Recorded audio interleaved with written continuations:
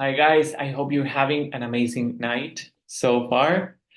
And guys, well, my finger is feeling way better, guys. I went to the doctor, no stitches, which is awesome, guys. And what I'm doing, guys, is I'm using also energy healing, okay, in order to heal my finger, which is working, okay? I tell you this because this is associated with this whole subject that we're going to start commenting right now. Okay, guys? So tonight we're going to talk about the power of intention. Okay? So some evidence suggests that reality is interconnected through the zero-point field, which is a quantum vacuum full with energy. Research by frontier biologists indicates that the primary mode of communication in the body relies not on chemical reactions, but on quantum frequencies and subatomic energy charges. Okay? we're excuse me, we're gonna start linking as well the role of electricity, okay, in the protein movement, for example. Okay, how the movement of the protein starts creating different changes to our biology depending on the voltage of the protein. Okay, so we're starting to see how our our biology is affected not only, with chemical reactions, but these subatomic energy charges and these quantum frequencies from the vacuum. Okay? So, some studies propose that human consciousness can access information beyond the traditional limits of time and space. Numerous experiments have demonstrated that thoughts may not be confined to our minds. Instead, they can extend to influence others and their surroundings. This has led to the conclusion that thoughts can act as intruders with the power to affect physical matter. Okay, so this all of this information, I just draw this information from a book, a super interesting book, guys, called The Power of Eight, which the author is Lynn McTaggart. Okay, she would probably be my best friend. Okay, guys, or my twin, my copy, because I love doing research, guys. I love science. Oh my gosh. So, Lynn, if you're watching, I love you. Okay, I am a huge fan. Okay, guys. So, grounding this information, Lynn McTaggart assembled, guys, in this book, she assembled a consortium of physicists, biologists, and psychologists, okay, experienced in consciousness research. She periodically invited her audience to take part in experiments designed to demonstrate the mind over matter phenomena. In these experiments, participants would focus a specific thought to influence a target set up by collaborating scientists, who would then analyze the results to determine if any changes occurred. After a year of conducting global experiments with thousands of participants, McTaggart decided to simplify the process by forming Power of Eight groups that aimed to send healing intentions. Okay? Many participants with chronic conditions reported experiencing remarkable healings. However, the most fascinating aspect of this endeavor was the impact on the participants themselves. Okay? McTaggart documented instances of miraculous healings, job opportunities, and increased abundance among those who sent intentions. Okay, guys?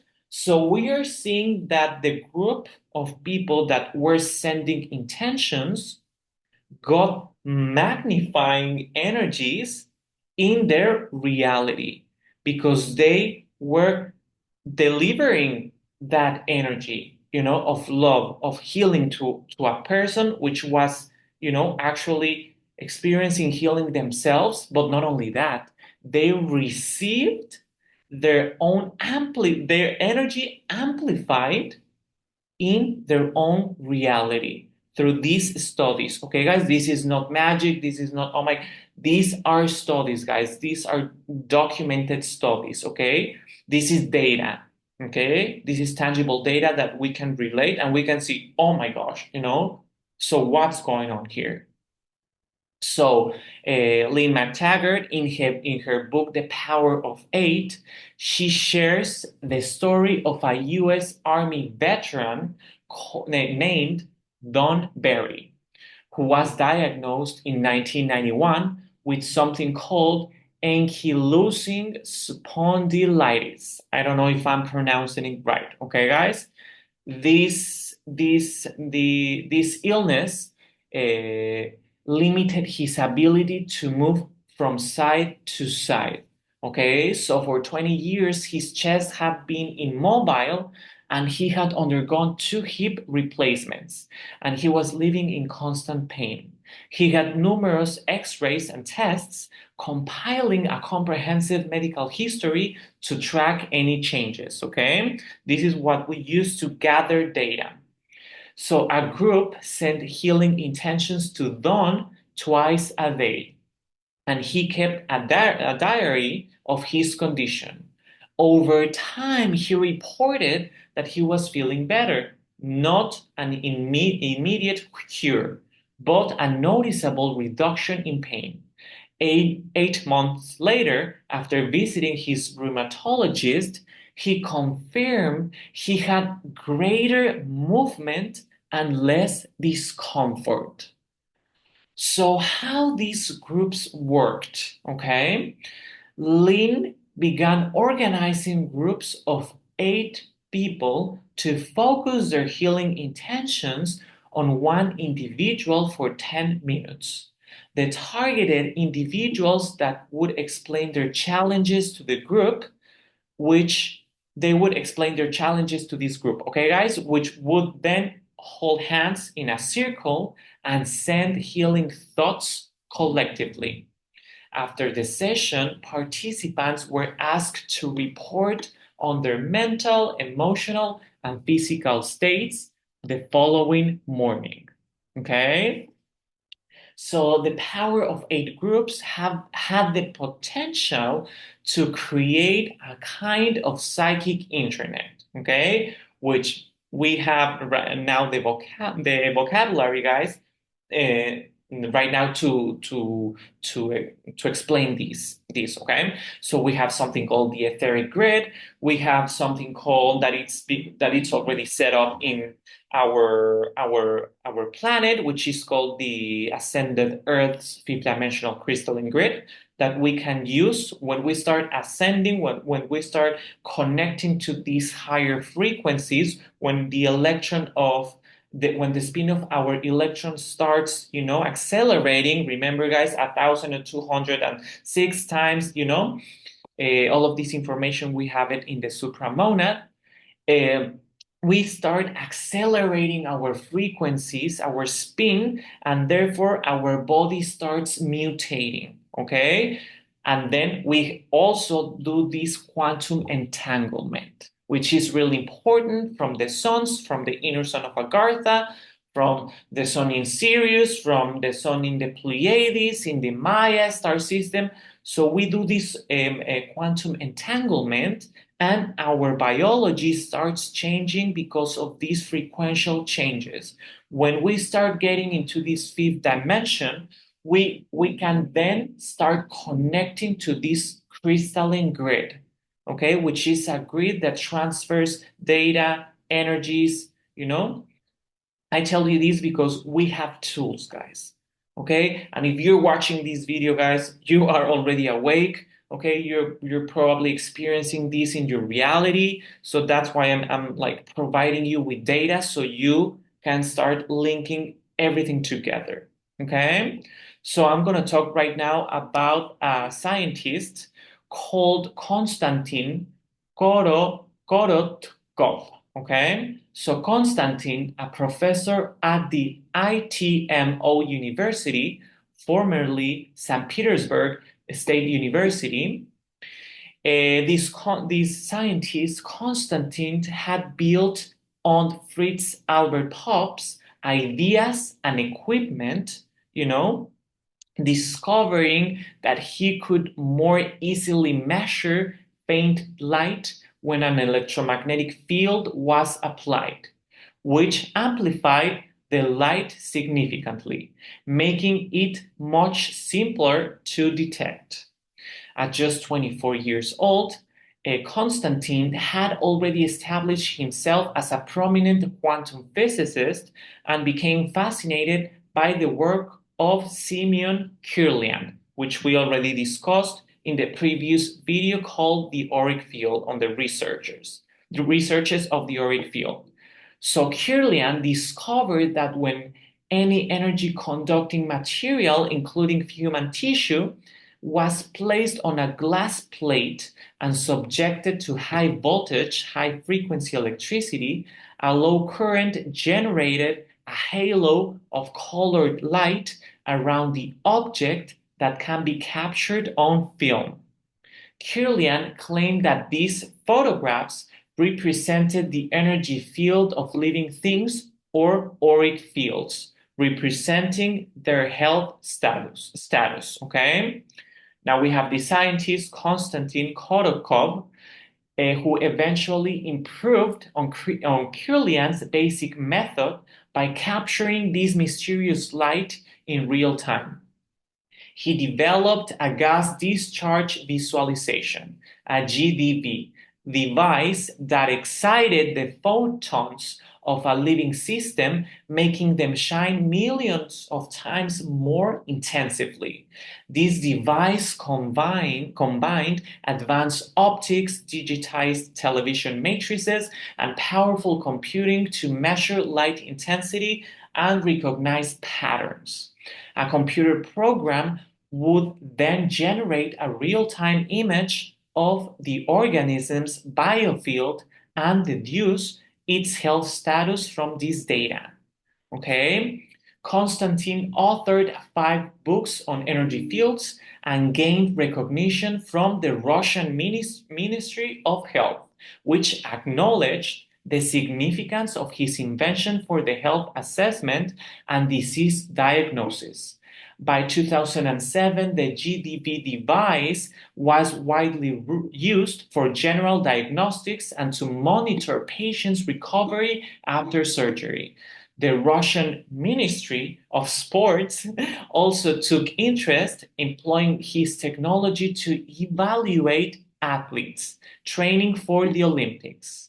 So Konstantin has a personal passion for exploring how human consciousness impacts the physical world and is deeply infused in spirituality. So why did I mention Konstantin Korotkov? Because he's one of a list of scientists that are demonstrated how consciousness can affect physicality and how intention plays an important role in directing energy into different planes of existence and realities. Okay, so we are now linking the connection of consciousness and the physical plane as well. This is super important, guys, because now we're starting to have tangible data, that Lynn McTaggart, this wonderful journalist, is acquiring by corroborating her hypothesis about how consciousness, how the directed intention of energy through our consciousness can affect physical reality. This is not woo-woo, this is not magic, this is not let's pray for the better. This is actually working, and this is quantum physics. Prayers work. Okay, guys? Now, if of course, we want to manifest something in our lives and we want to start using this 0 point of energy, these virtual particles, which I'm going to make another video of, we have to start taking grounded action as well. Okay, guys? This is not about praying, when you pray, you set the intention for something, guys, but that something can be floating, in the etheric realms. We have to ground that into the physicality. Okay, that's how healing happens as well.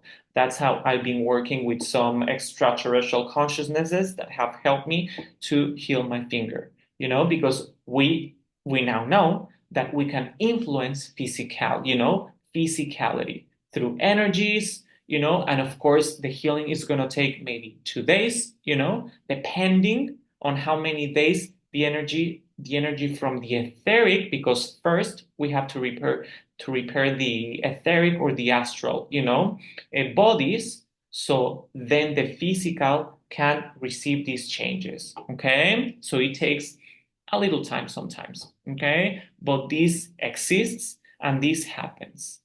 So we now know that we can direct these changes towards whatever we want. Okay, guys, in life that has a positive impact in the world. We now are seeing a lot of directed natural events, okay, happening out there, which we can use our intention, our collective intentions to dissolve. That's how powerful we are. And that's why it's important to know our genetics, our history. We're not lab rats. We are here to become God creators. Okay, guys, in the densest of physicality.